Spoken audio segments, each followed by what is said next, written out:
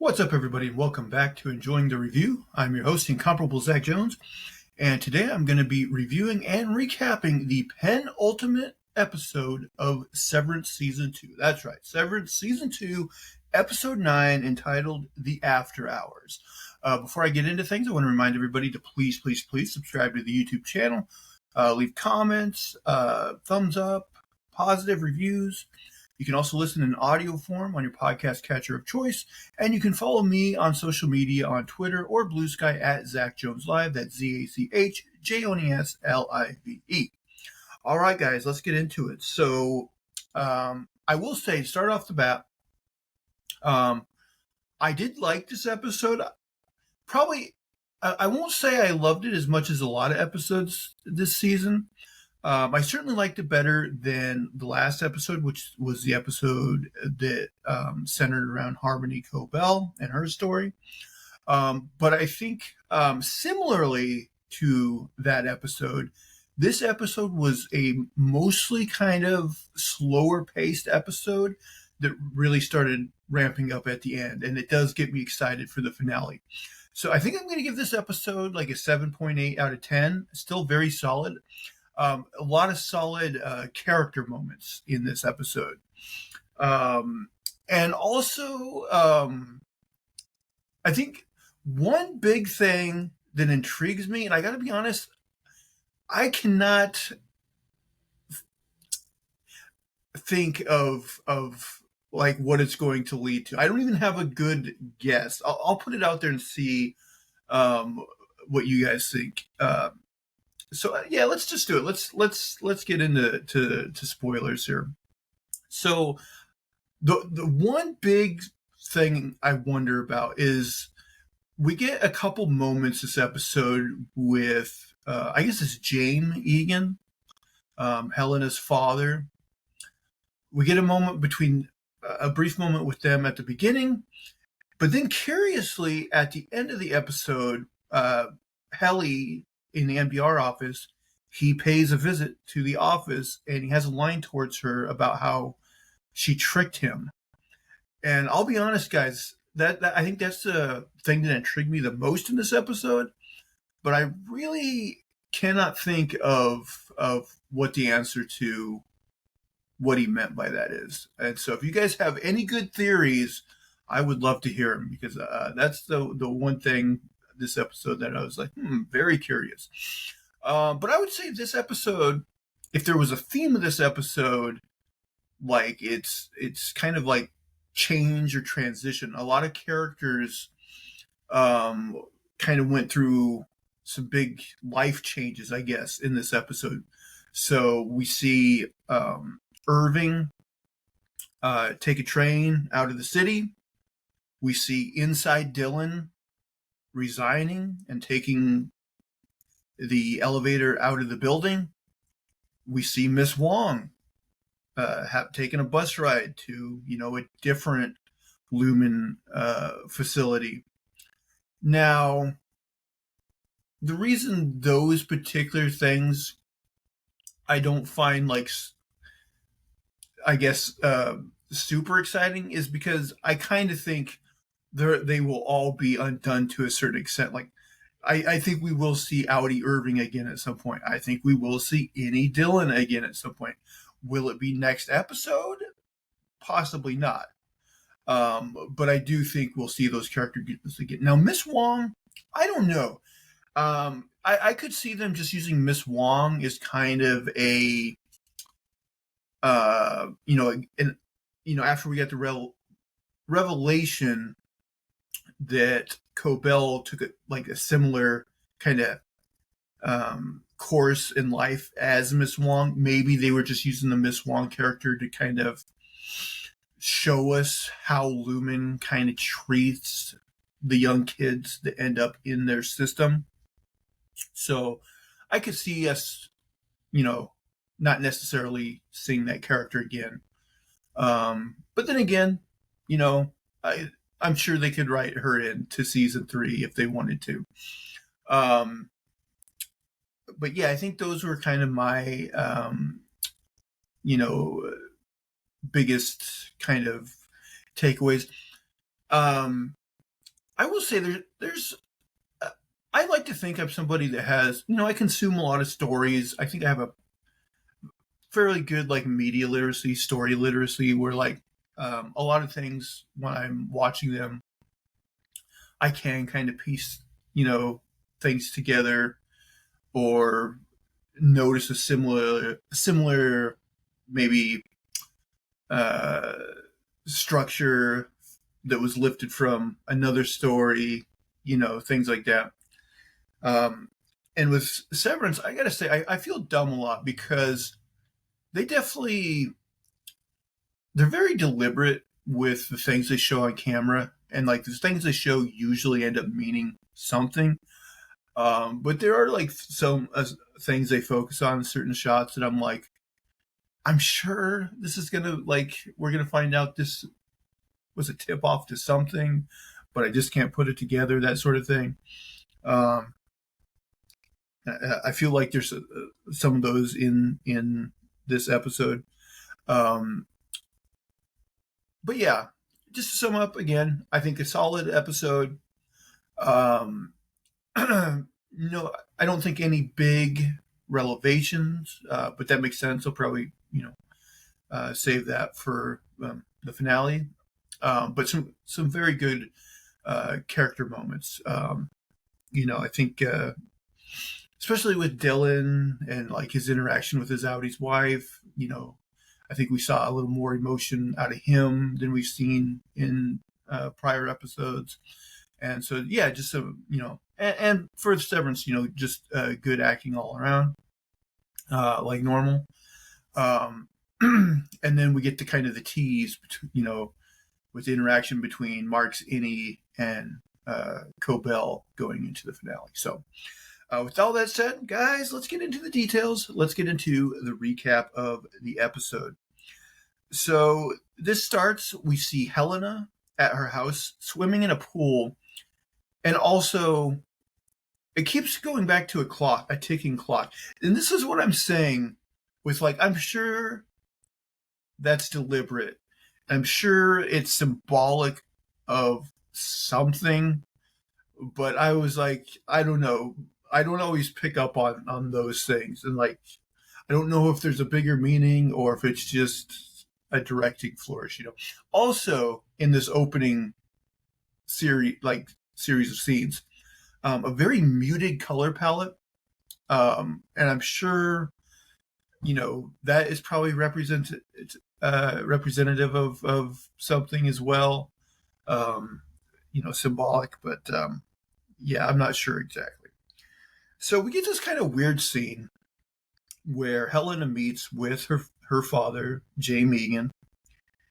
And I wrote, we get this weird close up of her like eating like egg whites.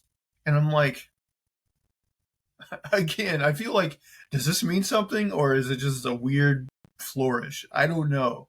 I guess Severance it makes you question every little thing. And her father has this weird line about like how he'd rather see her eat them raw or something like that. I was like, okay, I'm not sure exactly what this scene is meant to convey. And then adding to that, so we get the scene where Helena gets in a car and she's being driven away. And again, very muted color palette. And the camera just kind of keeps backing up until we see like this lumen like tower. And I'm like, again, like, does that play a part in something or is it just an interesting shot? I don't know. Okay, so now, and I forgot to actually mention, I should have mentioned this, when I'm talking about changes in characters, Milchick, again, continues in this episode to become more rebellious, especially he has a great scene with Mr. Drummond in this episode. And so, I still think his character's got to be kind of, leading towards, doing something meaningful, possibly against Lumen. So that's an interesting development as well. But in this opening scene with him, Milchick presents Miss Wong with a bust of James Egan, basically the same one that Harmony had hidden her notebook in that she was presented with when she was a child, or at least younger, And he says that she has come to the end of her Wintertide fellowship. He tells her that her bed will be moved from her parents' home to the Gunnel Egan Empathy Center in Svalbard, where she will work to steward global reforms. So yeah, I don't know exactly what any of that means for her, but it does kind of show you that, for these kids to get chosen like that, just for them, it's like they're ripped away from their families, basically. And so it's, a very weird system. She seems kind of disappointed.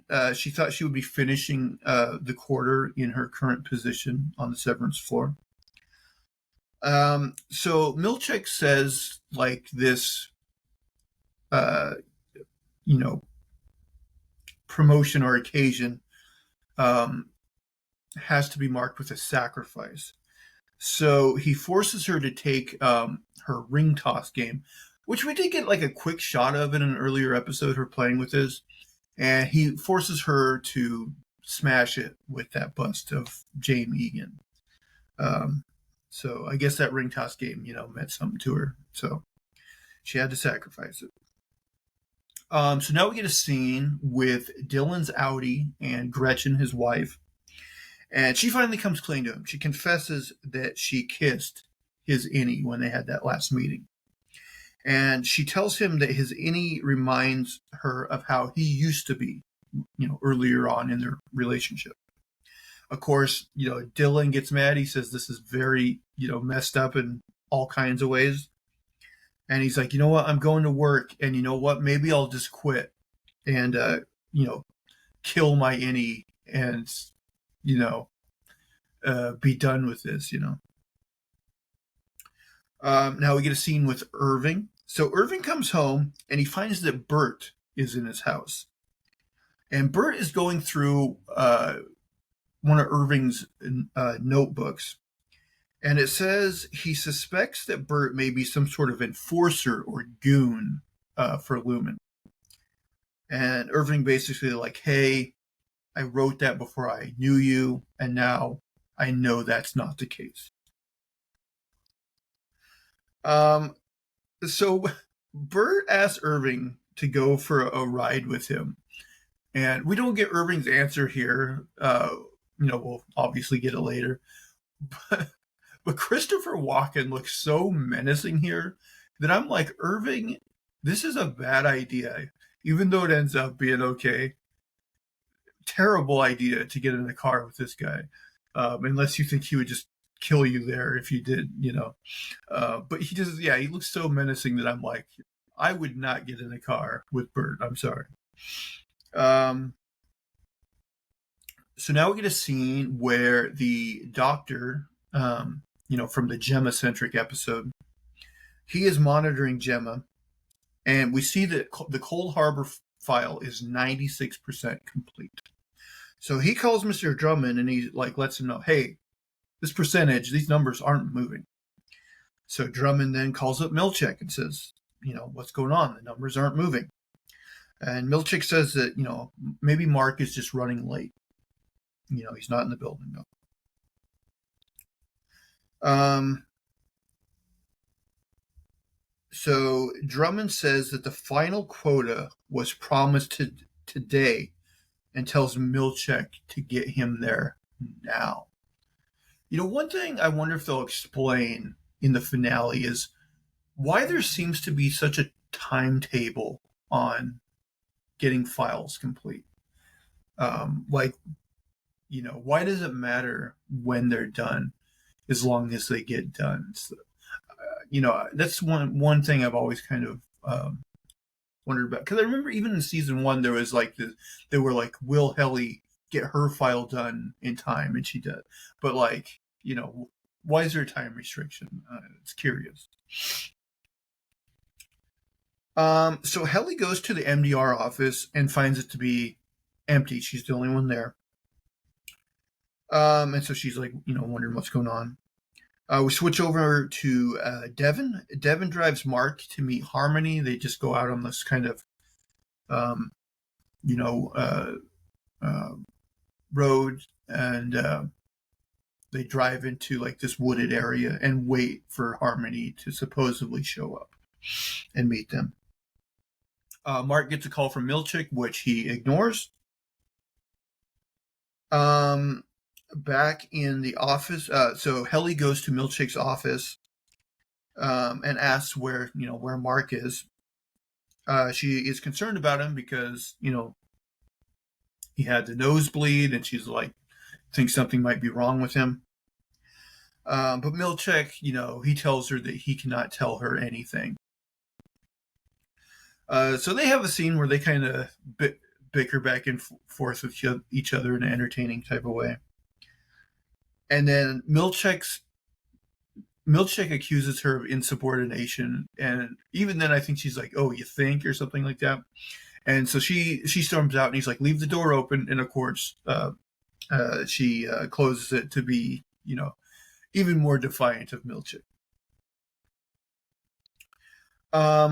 So Dylan's wife Gretchen has a meeting, with him, Dylan again, and she basically tells him what happened. She confessed to his outie, that they kissed, and he was very angry, threatened to quit, which would essentially kill any Dylan, just like any Irving basically got killed this season.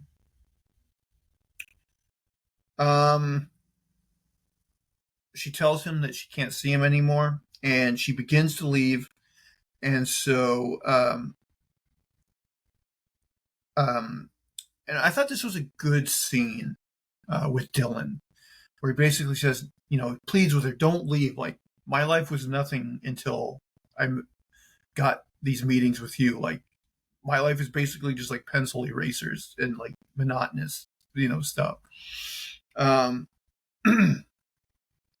And then he gets down on his knees and he proposes to her. And I think he has a ring that he made out of like one of his like Chinese finger traps. I don't think it explicitly says that. I think that's what it was.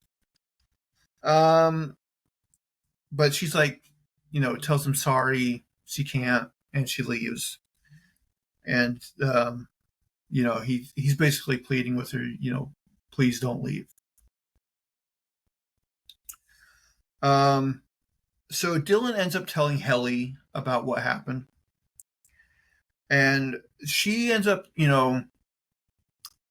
telling him that, his real family is the family he made down here.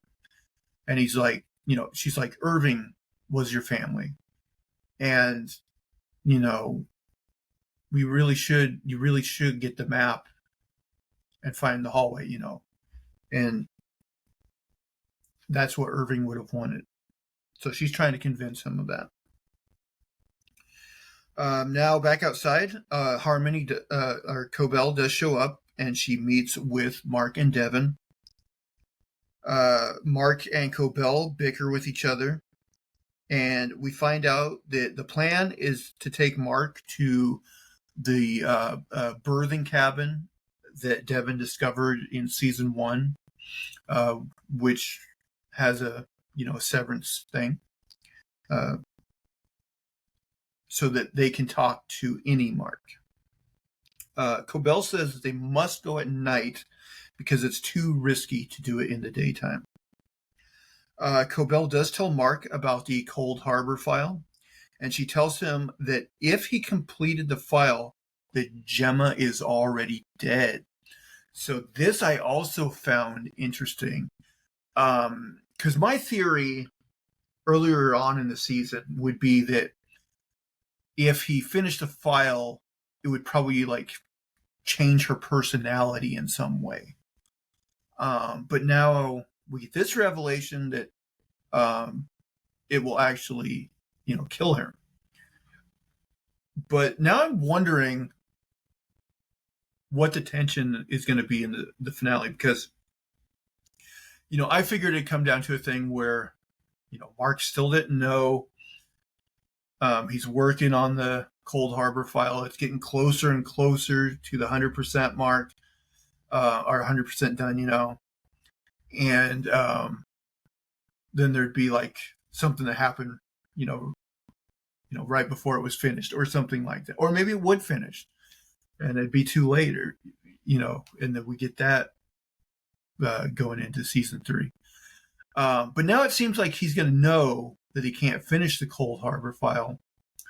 Like, is he going to have to go to work and pretend to work on it?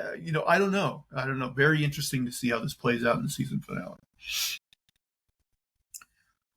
When he hears that, Marc freaks out on Cobell, and he's like, she better be alive, Cobell tells him to call Milchick right now and tell him that he's feeling unwell and can't make it into work today. She tells him that if Milchick suspects anything, he's going to lock Marc out of the building, and he's going to be SOL in, saving Gemma. Marc really does not want to listen to her, but Devin kind of talks sense into him, and it's like, hey, this is honestly our only option. We got to listen to her. So Helly goes to the break room, and she gets the map behind the poster. So it seems like she is going to, she wants to go find the hallway on her own. Okay, now we switch over to Irving. Irving goes on the car ride with Bert. Again, a terrible idea. Bert tells him that he never hurt anyone, but he says, his job would be to drive people to places, and he never asked what happened to them once he got them where he got them. So, somewhere in his mind, he was probably like, yeah, terrible things are probably happening to these people, but I'm just going to, do what I'm asked and ignore what might be going on. And then Irving asks, is that what you're doing right now? Like, are you driving me to a place where something terrible is probably going to happen to me? And again, for suspense purposes, he doesn't answer in this scene. So Dylan goes to Milchick's office, and we find out that he's filling out the paperwork to resign. He's decided to quit, which will, in effect, kill him. Again, I can't feature this being the last episode where we see any Dylan. So whatever happens, I think he will be coming back at some point. Again, maybe not next episode, but we will see him again. Miss Wong apologizes to Dylan and says she should have facilitated better. And he's like, he tells her, hey, it's not your fault.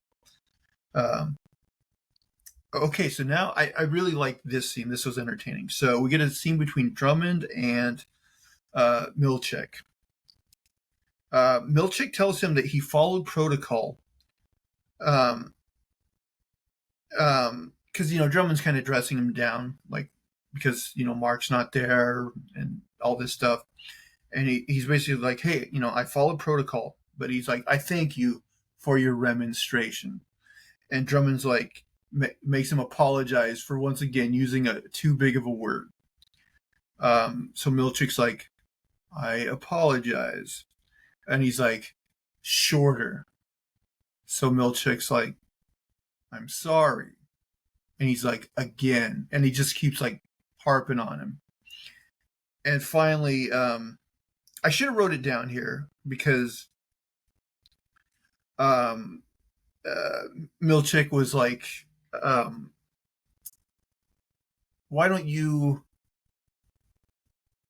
consume feces? But it wasn't those words. It was more flowery and bigger words. I can't remember. I should have wrote it down. Why don't you like devour something? A bigger word than feces, though.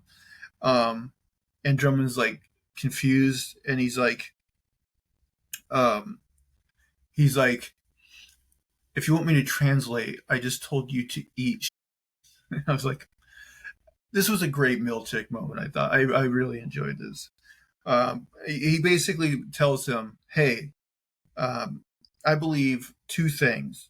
One, I'm owed respect, even by my superiors. And he says, two, the severed floor is my jurisdiction, which means I'm responsible for Marc when he's on the floor. But you are responsible for what Marc does when he's not on the floor. So he's basically saying, hey, this is actually your fault. So Marc calls Milchick, and at first he tells him, I went to this, I'm at this doctor because of the nosebleeds. And Milchick's like, well, hey, you should actually come back to the office then because Lumen can check you out. And he's like, what's your exact location? So obviously that won't work. So Marc takes a risk, and he's like, you know what? I'm actually not sick. I just, I needed a day. I needed a personal day. And, he's like, it's life stuff. And he says, isn't that what Lumen's all about? Balance, and that, work is just work. And he's like, asked Milchick, he's like, you know what I mean? And we get this scene here where Milchick, he doesn't say anything for a minute, and he just kind of looks at this painting, and you get the feeling that, again, that we're seeing a tipping point in him where he's like really considering this, contemplating what Marc just said, about work-life balance, and, shouldn't work just be work, because it's basically Milchick's whole life. So again, I think they're planting the seeds for Milchick making some sort of move down the line. But Milchick asks him if he has his word that he'll be in work tomorrow, and Marc promises that he'll be in. So back to Bert and Irving. Bert drives Irving to a train station. He buys him a ticket that will go to the end of the line, and he tells Irving that he cannot know what stop he gets off at, and he cannot come back to Kier. Bert asks him if he understands, and Irving says no. He asks Bert if Lumen will come after him, for letting him go. I don't think Bert ever really answers that. But Bert said the reason he got severed is because he liked the idea that a part of him could be innocent again, and that innocent part of him fell in love with Irving.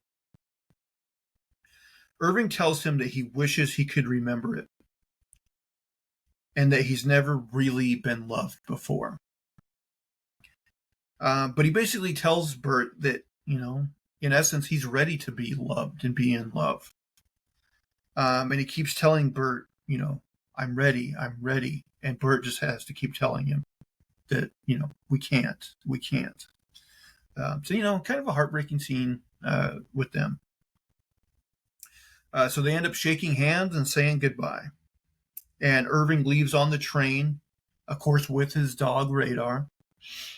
And juxtaposed to that, we see Miss Wong getting picked up by a Lumen bus, getting bused to her next location that Milchick mentioned in the beginning of the episode. So again, these are people all in big transition in their lives. And mixed into that, we see Innie Dillon get on the elevator, presumably going to his death. Although, again, does anybody think we won't be seeing an Innie Dillon again? Okay.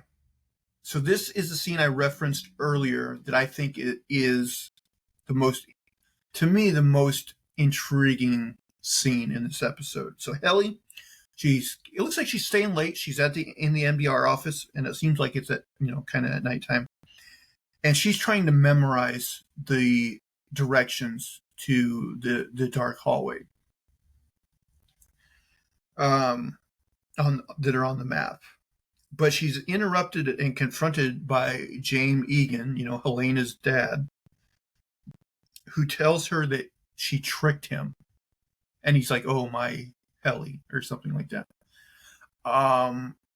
So that, and Helly seemed very confused that he was there. So, yeah, I honestly don't know what to make of that scene and what the revelation will be, what he's talking about. I really don't even have a good guess. So if any of you guys out there have some good theories about Helly and Jamie, and I want to hear them. So now it's nighttime, and Harmony, Cobell, she basically, they put Marc in the back of the truck under a tarp, and then Devin sits in the passenger seat pretending to be pregnant. Cobell tells the guard at the birthing cottage that Devin is pregnant with one of James Egan's kids, and that no one is to know. It's very hush-hush. She also tells the guard that she's looking for a gold thimble, which seems to be some sort of code phrase. I don't know what that means. Maybe that's another thing we'll figure out. I don't know. A part of me wonders if that's like Cobell signaling to that person, like maybe she's is turning on Marc and Devin. Like, who knows? It's going to be interesting to see, her stance in the final episode, because obviously when she was working for Lumen, like, she was really invested in Cold Harbor and wanted to see it completed. So if she helps, Marc, their goals are somewhat antithetical. But again, maybe Cobell's whole outlook changed when she left in the Lumen in the earlier episode. So Marc goes into the birthing cottage. He goes through the severance process. And he's greeted by Devin, who takes him upstairs where Cobell is waiting.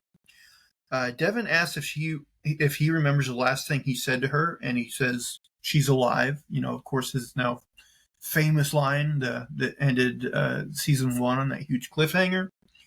And then we see Cobell with kind of an angry look on her face, and so we're going to see the confrontation now between Marc and Cobell. And so again, a good ramp up, I think, to the season finale. So yeah, guys, that's it. That's the episode. So again, I'm curious. Any good theories about the Helly and her father scene? And then, do you guys have any final predictions going into the season finale of what you think will happen? See if you can make some successful guesses. But it's always fun to hear Severance theories. So I'm definitely looking forward to next week. But guys, I think that'll do it for this episode. So again, if you will, please subscribe to the channel. Leave thumbs up, comments, positive reviews. You can listen in audio form on your podcast catcher of choice. And you can follow me on social media on Twitter and Blue Sky at Zach Jones Live. That's ZachJonesLive. But guys, until next time, I hope you're enjoying the review. Bye, guys.